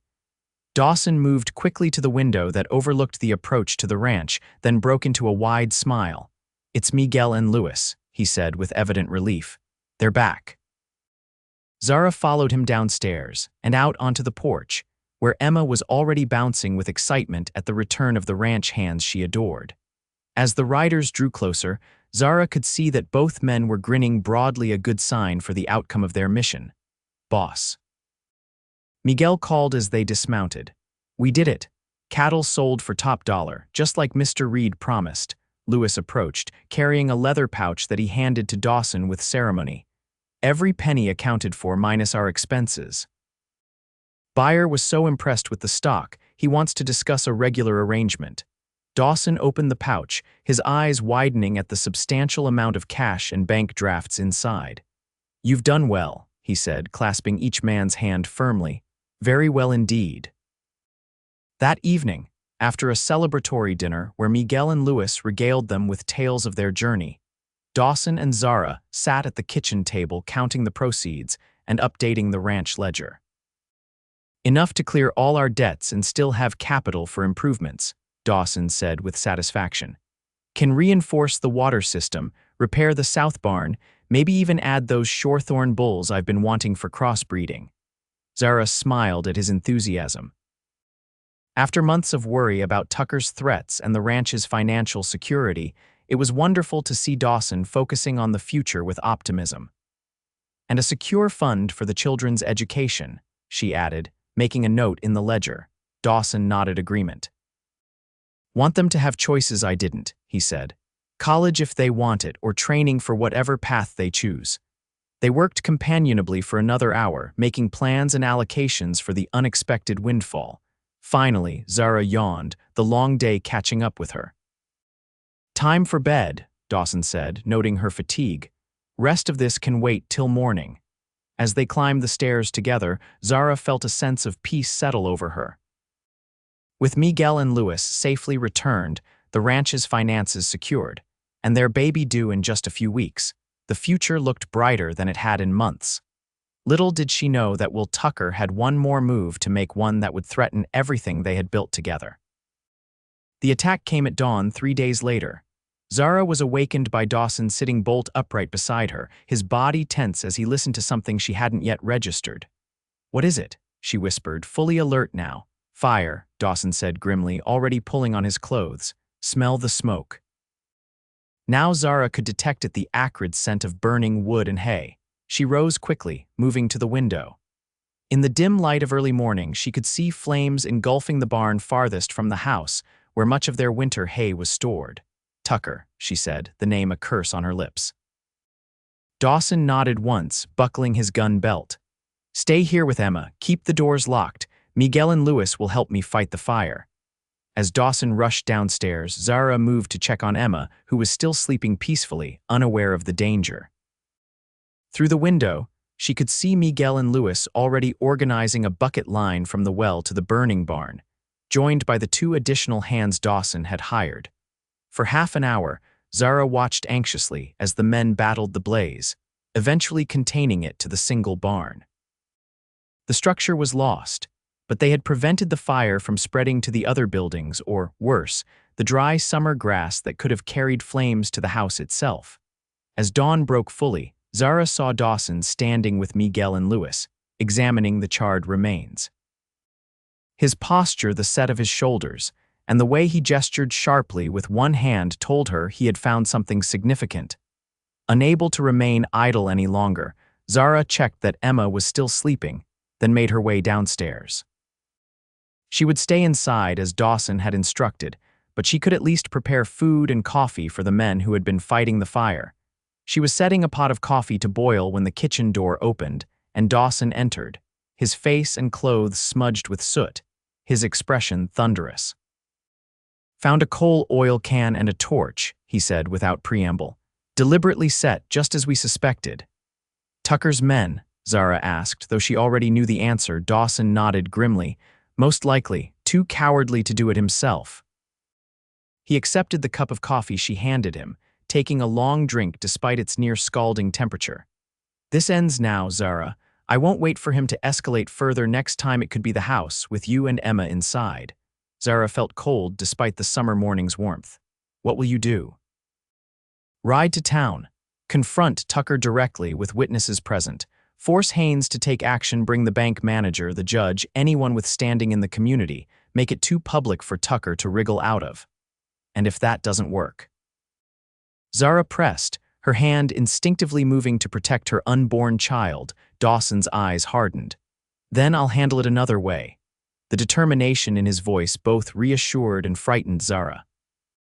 She knew Dawson was capable of violence if pushed far enough. Any man was, but the thought of him facing Tucker and his men alone filled her with dread. Let me come with you, she said impulsively. Dawson shook his head immediately. Too dangerous, and you're too close to your time. Exactly why you need me there, Zara argued. Tucker's built his reputation as a businessman, however ruthless. Even he won't want to be seen threatening a pregnant woman in public.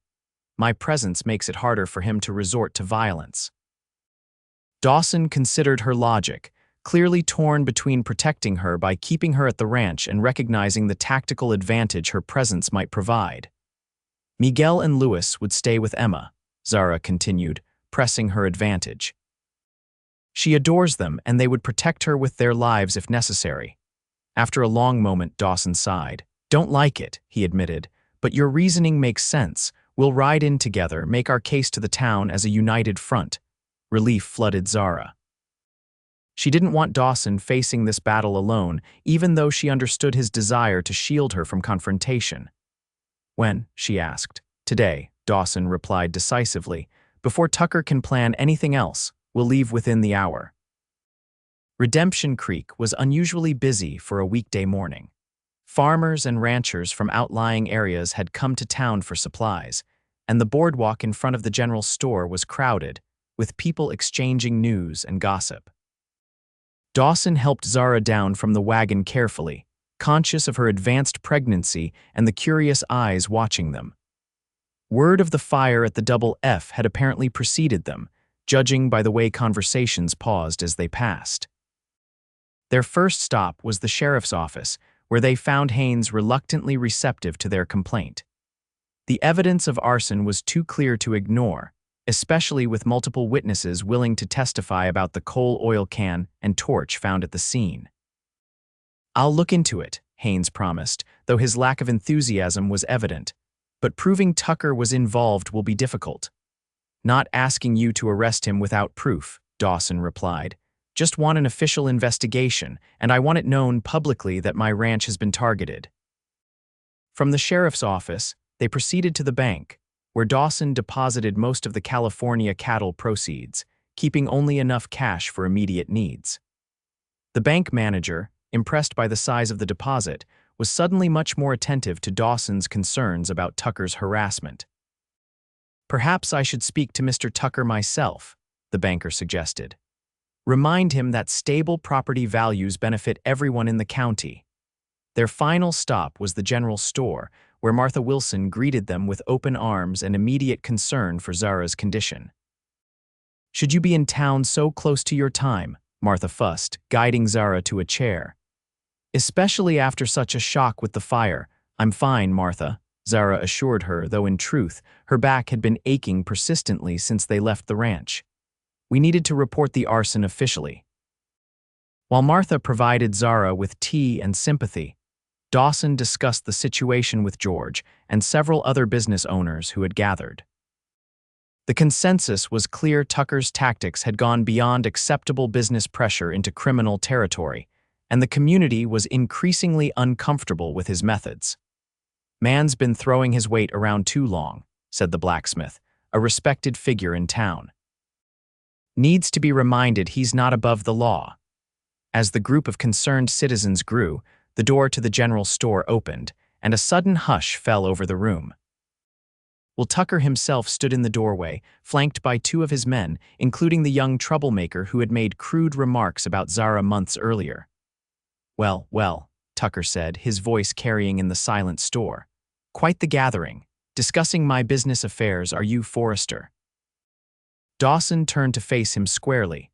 "Discussing a case of arson at my ranch," he replied evenly. "Barn burned to the ground this morning, coal oil can and torch left behind." Tucker's expression remained unchanged, but something flickered in his eyes: satisfaction, perhaps, or amusement at Dawson's predicament. "Terrible thing, fire," he said.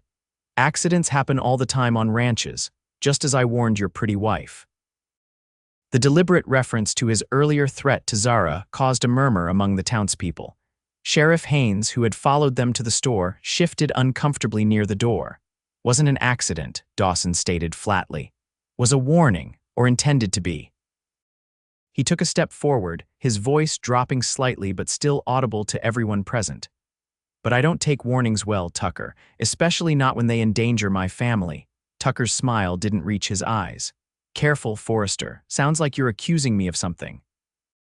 "Could be interpreted as slander." "Not an accusation," Dawson replied. Just making sure everyone here understands what's happening. You want my land, I won't sell. So you're trying to force me out through intimidation and property damage." He looked around the room, meeting the eyes of each townsperson present. "Today it's my barn. Tomorrow it could be any of your businesses or homes if you cross, will Tucker." The implication hung in the air, and Zara could see it landing with the assembled citizens. Tucker's influence had been built on individual intimidation, each person believing they alone were being pressured. Dawson was revealing the pattern publicly, in a way Tucker couldn't easily dismiss. Tucker's face flushed with anger. "You're making a serious mistake, Forrester," he growled. "Some things can't be undone, like arson," the blacksmith interjected, stepping forward to stand beside Dawson, "or false accusations of rustling or threatening a pregnant woman." One by one, other townspeople moved to Dawson's side, their collective courage growing as they found safety in numbers. Tucker's gaze swept the room, calculating his diminishing support. "This isn't over," he said finally, his voice cold. "Not by a long shot." He turned to leave, his men following, but paused at the door to look back at Zara. "Hope that baby comes easy, Mrs. Forrester. Be a shame if anything went wrong." The threat, delivered so casually, sent a chill through the room. Dawson started forward, his hand moving toward his gun, but Sheriff Haynes stepped between him and Tucker.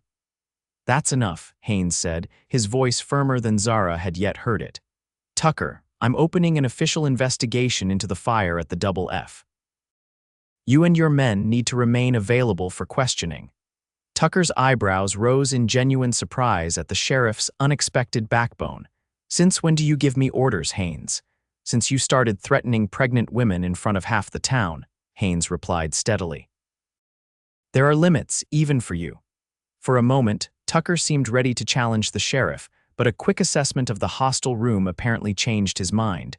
With a final glare at Dawson, he departed, his men close behind. A collective breath seemed to release from the assembled townspeople. Martha hurried to Zara's side, patting her hand reassuringly. "Don't you worry about that awful man," she said. "We won't let anything happen to you or that baby." Zara smiled gratefully, but a sudden sharp pain different from the persistent backache she'd been experiencing made her gasp and clutch her abdomen. Dawson was at her side immediately, his expression changing from righteous anger to concern in an instant. "What is it?" he asked, kneeling beside her chair. "The baby," Zara took a deep breath as the pain subsided. I think it might be time," she admitted. "I've been having pains since this morning, but I thought it was just discomfort from the ride." Martha's eyes widened. "Labor pains." "How far apart are they?" "I'm not sure," Zara said, trying to recall the intervals. "Maybe 20 minutes. They're getting stronger, though." "We need to get you home," Dawson said decisively, already preparing to lift her. "No time," Martha countered. "First babies often come slow, but not always, and the ride might speed things up dangerously." She turned to her husband. "George, run and fetch Dr. Miller, then send someone out to the Double F to let their hands know what's happening." To Dawson, she added, "We'll take her upstairs to our guest room. Clean, comfortable, and the doctor can be here in minutes." Dawson looked torn, clearly wanting to get Zara away from town and the potential threat Tucker still represented, but unwilling to risk her health or the baby's with a rough journey home. "It's all right," Zara assured him, squeezing his hand. "Martha's right, better to stay where help is close." Another contraction gripped her before Dawson could respond, stronger than the last. His decision was made for him as he lifted Zara gently and carried her up the narrow stairs to the Wilsons' living quarters above the store. The next few hours passed in a blur of pain and anticipation for Zara. Martha proved to be an experienced hand at childbirth, having assisted many women in the area before the town had a proper doctor. Dr. Miller arrived promptly, his calm competence a reassuring presence as Zara's labor progressed. Dawson refused to leave her side, despite the doctor's initial suggestion that childbirth was women's business. He held Zara's hand through each contraction, wiped her brow with a cool cloth, and murmured encouragement when the pain seemed unbearable. "You're the strongest person I know," he told her during a brief respite between contractions. "Stronger than any man I've worked with. You can do this, Zara. As evening approached, the labor intensified. Dr. Miller's expression grew more focused as he examined Zara. Nearly time to push, he announced. Baby's in the right position, everything looks good. Zara nodded, gathering her strength for the final stage. The pain was immense, unlike anything she had experienced before, but the knowledge that her child was almost here gave her the determination to continue. Remember when you first came to the ranch? Dawson asked, trying to distract her between pushes. Thought you might turn right around and leave once you saw the state of the place. Zara managed a weak smile. Thought you might send us away when you realized how much trouble a baby could be. Best decision I ever made, Dawson said, pressing his lips to her damp forehead. Letting you stay. Letting me, Zara gasped, a hint of her usual spirit breaking through the pain. As I recall, you needed me more than I needed you, Dawson chuckled. Maybe so, house was a disaster. One more good push, Mrs. Forrester, Dr. Miller interrupted. Baby's almost here. Zara gripped Dawson's hand with surprising strength as she bore down with everything she had. A moment of searing pain, a strange sliding sensation, and then the most beautiful sound in the world, the indignant cry of a newborn taking its first breath. A boy, Doctor. Miller announced, holding up the squalling infant. Fine, healthy boy. Dawson's face transformed with wonder as he stared at his son. Tears filled his eyes and spilled unashamedly down his cheeks as Dr. Miller placed the swaddled baby in Zara's arms. Look what we made, Zara whispered, her exhaustion momentarily forgotten as she gazed at the perfect little face.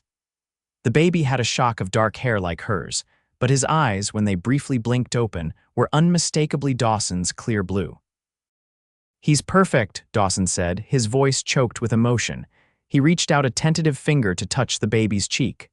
Hello, son. What will you call him? Martha asked from where she stood ready with fresh linens. Zara looked up at Dawson. They had discussed names but hadn't settled on one definitively. Now, seeing Dawson's joy and remembering all they had overcome to reach this moment, she knew exactly what their son should be called. James, she said softly. James Thomas Forrester, for your brother and for Emma's father. Dawson's eyes met hers, understanding and gratitude plain in their blue depths. James, he repeated, testing the name. It's right, as doctor. Miller and Martha bustled about, completing the post-birth tasks. Dawson sat on the edge of the bed, one arm around Zara and the other gently cradling his newborn son. In that moment, despite the threats still facing them and the uncertain future, they were complete, a family forged from circumstance but bound by genuine love. George Wilson appeared at the door, his face split with a wide grin. Congratulations, he said. Words all over town already. Everyone's celebrating the newest Forrester. He hesitated, then added, Miguel and Louis are downstairs. Came as soon as they got the message. Emma's with them, thought you might want to introduce her to her brother. At Zara's eager nod, George disappeared, returning moments later with Emma in Miguel's arms. The little girl looked around the unfamiliar room with wide eyes that grew even wider when she spotted her mother in bed with a tiny bundle. Mama, she exclaimed, reaching out. Miguel set her carefully on the bed where Dawson helped her settle beside Zara. Emma stared at the baby with fascination. Emma, Zara said gently, this is your brother, James. Can you say hello, baby brother? Emma said solemnly, reaching out to touch the infant's hand with a delicate finger. James reflexively grasped it, his tiny fingers wrapping around Emma's. She looked up at Dawson with delight. He likes me. Of course he does, Dawson assured her, pulling Emma into a one-armed embrace. You're his big sister. You'll teach him all sorts of important things. As Zara watched her husband with their children, for Emma was as much his as James was, she felt a profound sense of rightness, of completion. Whatever challenges still awaited them, they would face them together, as a family. The Double F Ranch flourished in the years that followed. The confrontation in the general store proved to be a turning point in Will Tucker's influence over Redemption Creek. With the community united against his tactics, and Sheriff Haynes finally willing to enforce the law impartially, Tucker's power gradually diminished. He made no further direct moves against the Forresters. though the occasional dark look when they passed in town suggested he had not forgotten or forgiven their defiance. James grew into a sturdy, curious boy with his father's love of the land and his mother's quick intelligence. Emma, fiercely protective of her younger brother, blossomed into a confident, kind-hearted girl who could ride as well as any boy in the county and still help her mother with the delicate needlework Zara had taught her. By the time James was 5 and Emma 7, the ranch had expanded to include additional grazing land to the west and a successful breeding program that brought buyers from as far away as California and Texas. The main house had been enlarged with a new wing to accommodate their growing family, which by then included 3-year-old Sarah, born on a peaceful spring morning with none of the drama that had accompanied James's arrival.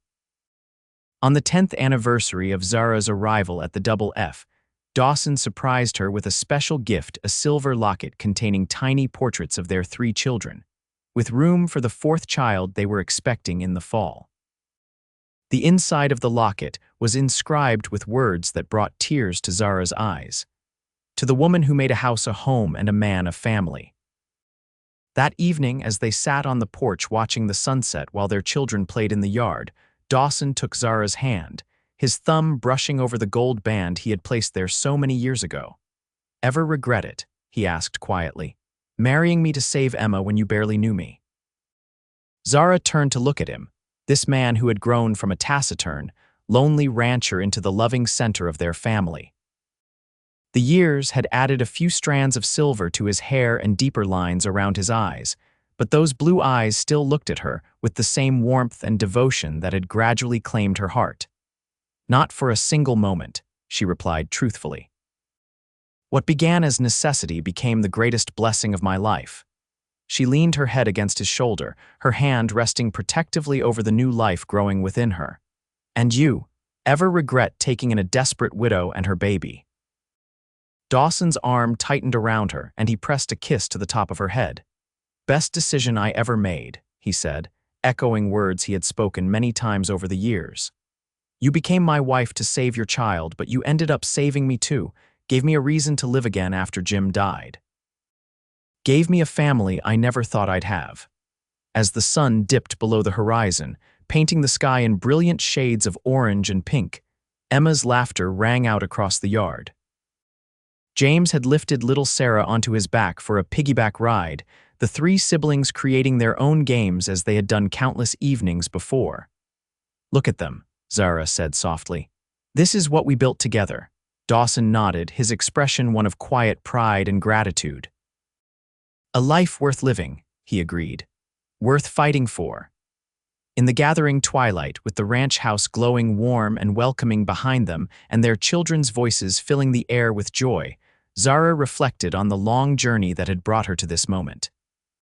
From desperate young widow with nothing but hope and determination to mistress of a thriving ranch and mother to 3 soon-to-be 4 beautiful children. Her life had transformed in ways she could never have imagined that day she stepped off the stagecoach in Redemption Creek. But the greatest transformation of all had been in her heart, from a woman seeking only safety and survival to one who had found true partnership and deep, abiding love with a man who had become not just a husband, but the very foundation of the family they had created together. As the first stars appeared in the darkening sky, Dawson turned to her, his eyes reflecting the same love and contentment that filled her own heart. "Thank you," he said simply. No further words were needed between them. In the silence of the falling night, surrounded by the life they had built together, Zara and Dawson Forrester held tight to the precious gift they had found in each other, a love born of necessity but nurtured by choice, growing stronger with each passing year and promising to sustain them through all the days to come.